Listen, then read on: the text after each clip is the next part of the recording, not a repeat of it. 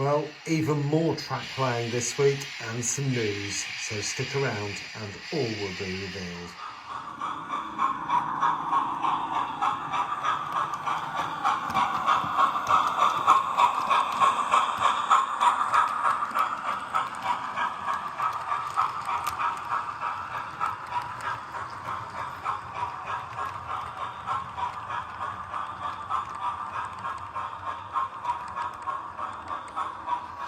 Well, good morning everyone and welcome back to Piccadilly Sidings. Now, I know I said I would be doing an Engage video this week, but I'm just not there yet, so sorry, you'll just have to hang on. I'm really sorry about that. But I have got some developments and some news, so let's crack on. Well, the first bit of news isn't massive, but nevertheless, it is news.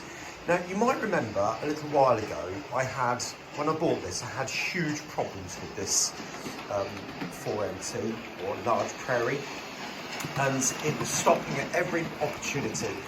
And to be honest with you, when I did some work on it, it still kept stopping. It really didn't make an awful lot of difference. So I thought this time I'll take it apart and do a full strip down and find out what is actually going on. And it's nothing to do with the contacts, the wheels, or dirty track, or anything like that. It was all to do with the way the motor was sitting into the worm drive. It was sitting ever so slightly off, which meant that the motor was binding up, causing it to stall. So I put it all back together again. And I'll tell you what, it's been absolutely fine ever since. Yeah, it does have an odd moment every now and again, and I mean every now and again, but you can see it's run around the whole track, you've seen it, it's not stalled or stuttered once, which it did do the first time I set it going on this version of the layout. So, I'll call that one a success story.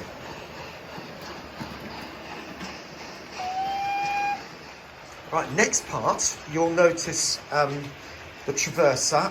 There's not an awful lot happened on it since then, but what I have got is some more track, and I'm hoping to get that laid up and running in this video.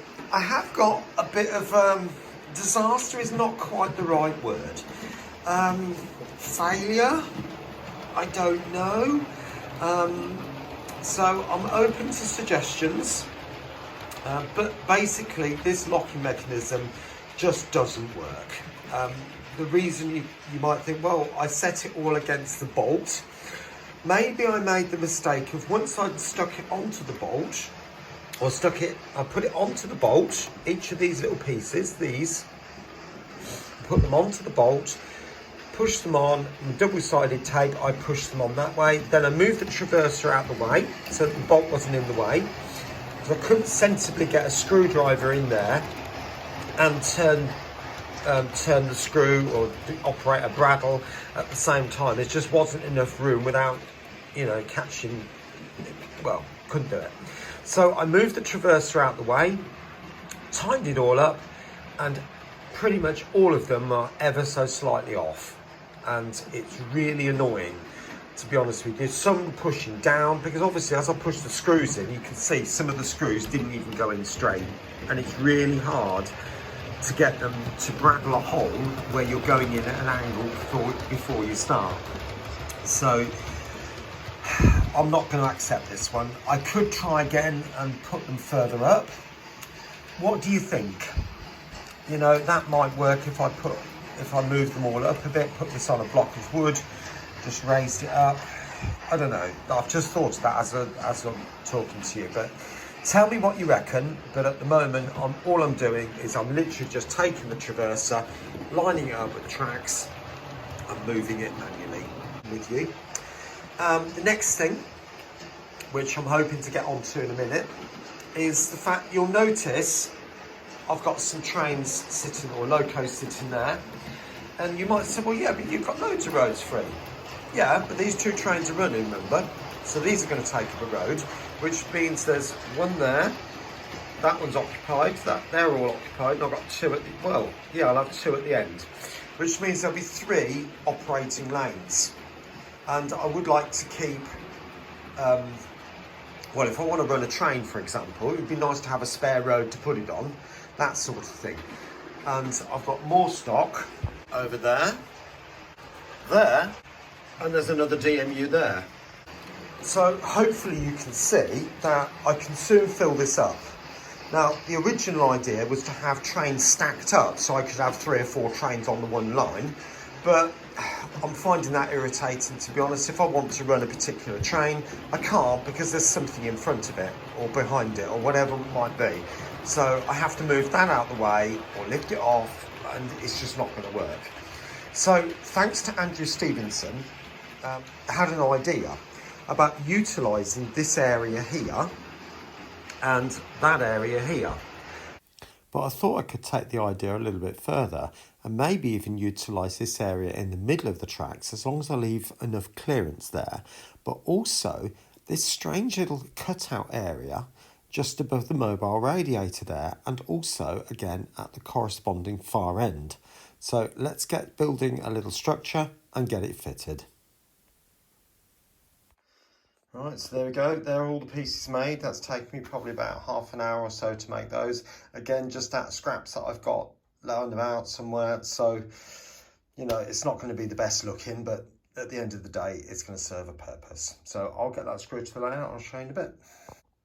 Oh, blimey, that has been a challenge. Not so much making these pieces, but more fitting them.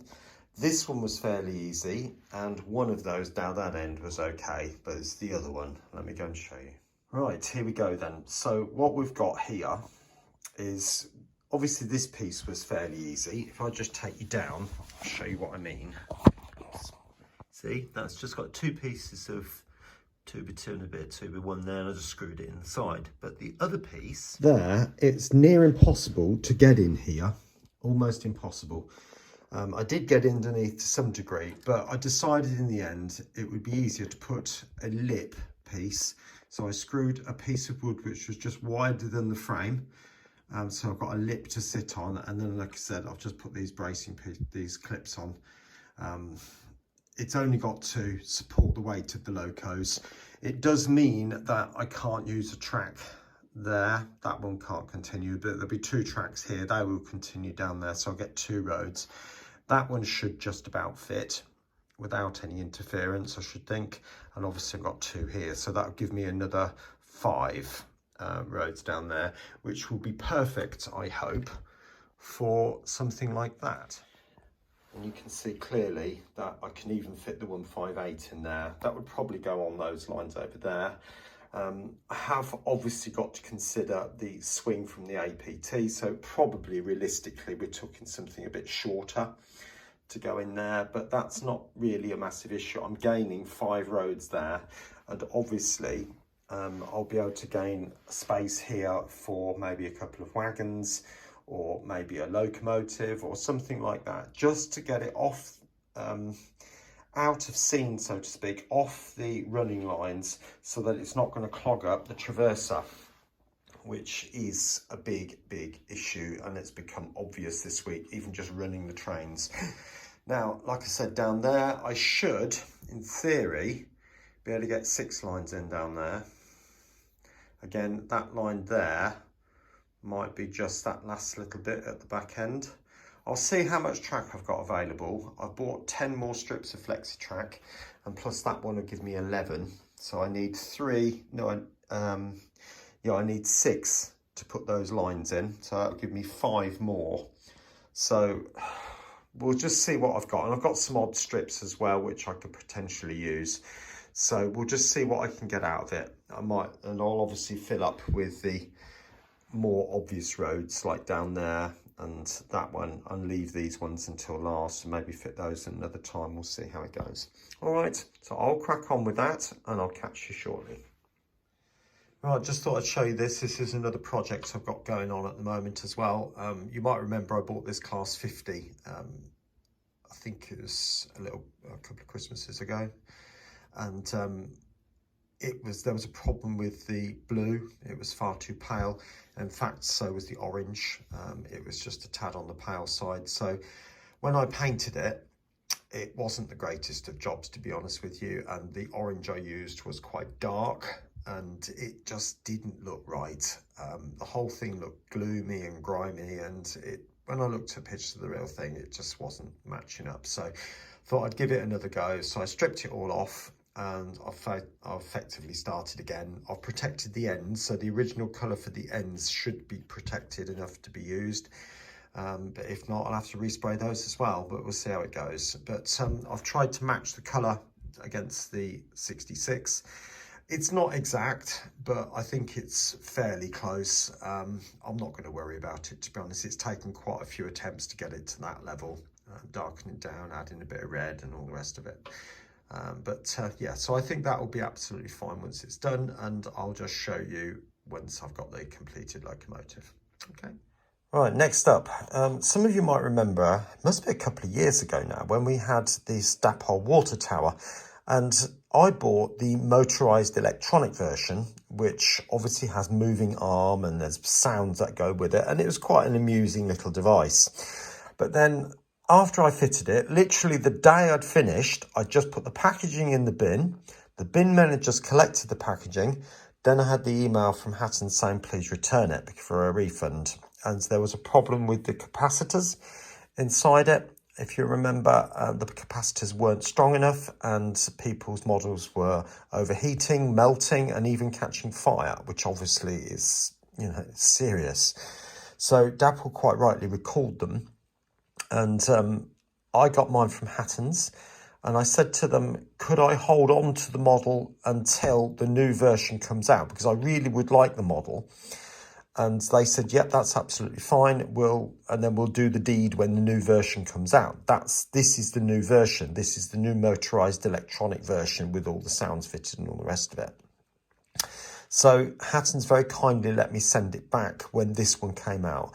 Now I've had this for probably, I don't know, 6, 8, 10 months. I don't know how long it's been out, but it's just been sitting in a box or on the shelf. But I want to get it up and running again. I want to get it weathered up again. If you remember my last version, I spent a while getting it looking all rusty and getting it looking the part, and I want to do that again with this one. But my question to you is, should I leave it in this location? Now this is a through line. I think it could work in the sense that it is like a heritage line, although there might be the odd service comes through, but again, that would be on that line. So it wouldn't really affect the running of this. So a train could sort of stop, fill up with water, and then carry on, or a locomotive could come into this area, stop, and then the other trains could just sort of wait behind until it's done. It only takes a few minutes. So, you know, should I leave it here, or should I put it, say, there, or maybe even there? I think the only other place I could put it is sort of down there where the drill is. But even then, it's sort of on the main line, if you like. I'm not fussed about keeping it there, but tell me what you think. I've got all the buttons and electronics all wired in. I just swapped those over from the new one. So that's all wired up, and I don't have to do anything other than plug it in. So tell me what you think, and then at some point in the future, we'll do a video getting it all grimed up and get it fitted and working.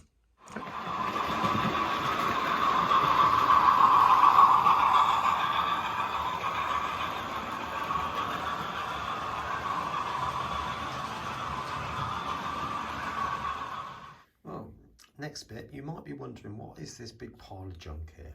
Well, when I bought the restaurant car for the LNER coach, i.e. this one, I soon realised that actually it hasn't got a kitchen, and if it's a restaurant car, there would be a kitchen somewhere on the train. So what I'm going to do is make one. Now, I don't know whether I've told you this before, so forgive me if I have, but I've taken a standard LNER composite coach with a corridor in it, as you can see there, and I've cut the sides off. Yeah.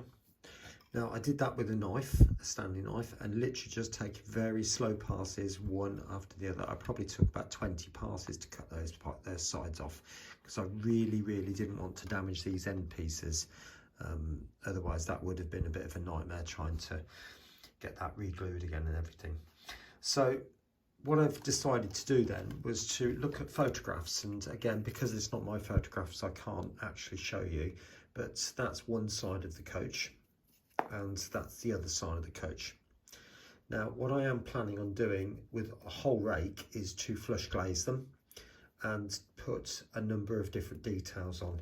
Now, I know a number of people have done videos with regard to colouring the coaches, and Alan did one the other day from Dragon Junction, and using a sepia wash from Games Workshop Citadel range, and brilliant job, as did Aidan's Railways and a few other people using the similar sort of stuff. And I will be doing that. I will be spraying this the base colour, which will be similar to that first of all, and then applying the wash over the top of that. Obviously I will be renumbering these things and making transfers and all sorts of bits like that, but just to show you where I am. Obviously this won't be used because it will be totally inappropriate, because again, like I said, there's going to be a kitchen and it will be using the full width of the coach, so it'll be an open coach effectively. But yeah, so I will scratch build that. Probably 3D print it, but nevertheless, that's where I'm going with that. So you can see I've got a number of different projects on the go for this particular layout, but just before I show you what I've achieved this week, I'll just run a few trains.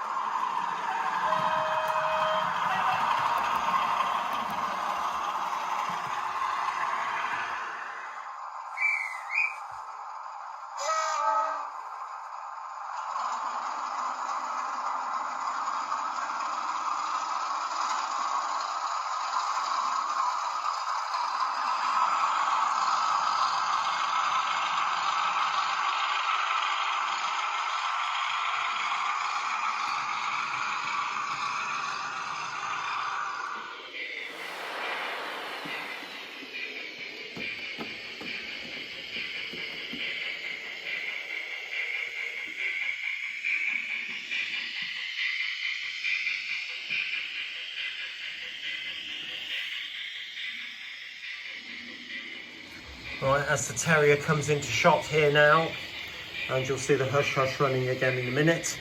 I do hope you've enjoyed that little running session, but let's see what I've achieved on the layout this week. Well, one of the little jobs I had to do, coming around the back of this pack scene, was, you'll notice this little bit of ballasted track here. It was dipping. There was some quite nasty dips in the track there, and it was sort of raised. So this near rail was quite dipping by almost 2 mil, and that was dipping by 1 millimetre. So there was quite a challenge for locomotives to get over that. particularly those steamers have got connected wheels. So I've corrected that, and that seems to be all right now. Coming round here, I did say I was going to add some more track, and yes, I have. I am still planning on adding a couple of lengths in this area here, however short they may be. But we've got a little fiddle yard here now, and also there is one at the far end. And you'll notice that little bit of track is not glued down at all, it's just sitting there. And I will be adding, like I said, this end, another bit, maybe 2 bits in there, just to store the smaller locomotives or wagons.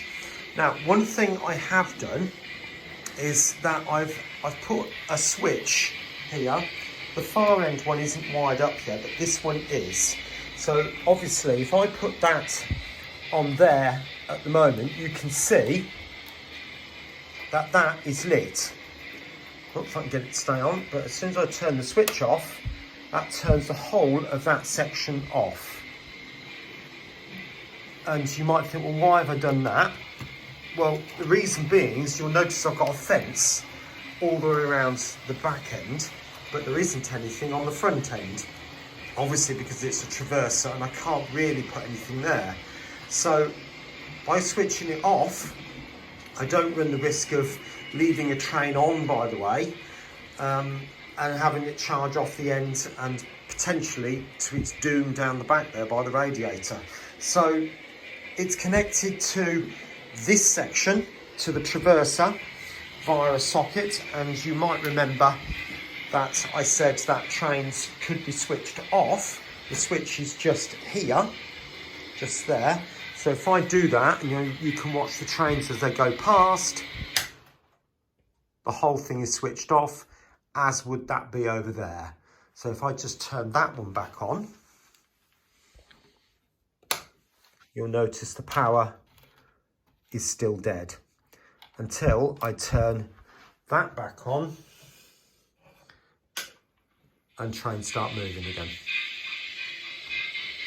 So that's a nice little safety feature I'm going to put in there, and you'll hopefully notice that light comes on until I turn it off. So I'm going to install one of these again at that end, probably on the inside, because I can't get round the back. Otherwise the layout would have to be further forward this way, and I don't really want it. It's probably best part of nearly 13 foot long now, so I don't really want to go any more than that. I think it's long enough and certainly wide enough. It takes up most of the room. But yeah, I'm quite pleased with that. So thank you, Andrew Stevenson, for that suggestion. Do appreciate that. And I will get that wired up possibly tomorrow, Bank Holiday Monday. So we'll see how it goes, and possibly even move that track as well a little bit there. All right, anyway, I hope you've enjoyed the video, and I will catch you again very, very soon, and hopefully on the N gauge layout. Take care of yourself. Bye for now.